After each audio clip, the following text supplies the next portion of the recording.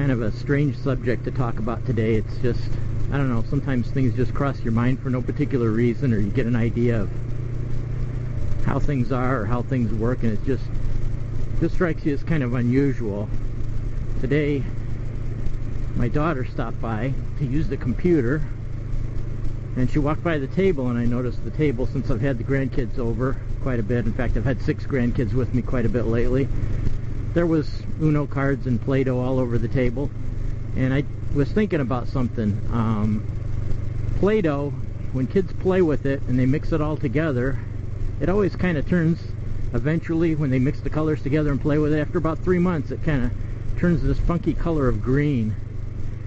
And I looked at my daughter, and she was sitting by the computer there, and I'm thinking, she's got tattoos, and a lot of my friends I ride with got tattoos, but tattoos, when they're, I don't know, a few years old, they always kind of turn the same funky color of green too.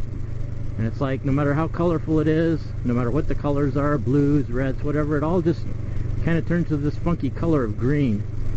I just kind of wondered, like, why is it that you can mix the Play-Dohs together and get a weird color of green? Tattoos that have multicolors always turn a weird color of green. But like, when you take paints, like say, I don't know, in grade school I used to color with watercolors, you mix all the paints together and it always kind of just turns either gray or brown, like a muddy brown mostly. Even oil colors and stuff like that, you mix all kinds of colors together, it always just turns brown or gray. It never turns like that funky color of green. Only like tattoos and Play-Doh do that. I ought to like do a study on it or something, maybe get a government grant. I just thought that was kind of unusual. I think about things like that once in a while. It just popped into my mind for some reason. I left my turn signal on for the first part of the video here. Well, I'm turning right anyway, so might as well just leave it on. Anyway, right now I'm headed to the hardware store to pick up some parts, because tomorrow I'm going to be pulling out the window sash to a casement window on a house, so I got to get some. There, I turned it off that time. I got to get some fender washers to hold the reinforced foam I'm going to use to block up the window. So I'm going to the downtown hardware store.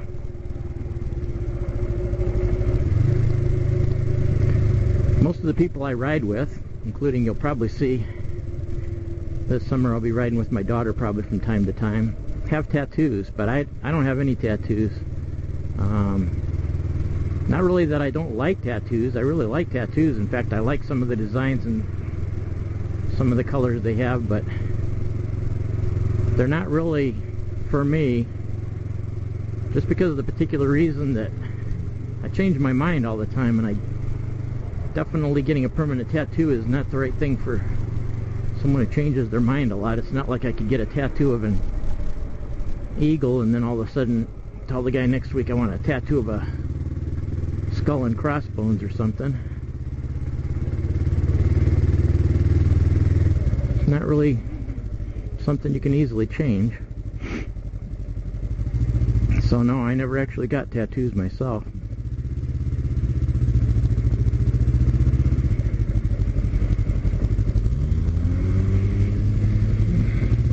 This little town I'm in right now, where the hardware store is, and I'm going in anyway, this is the wrong entrance. This little town was where they filmed one of the scenes from Road to Perdition. It was a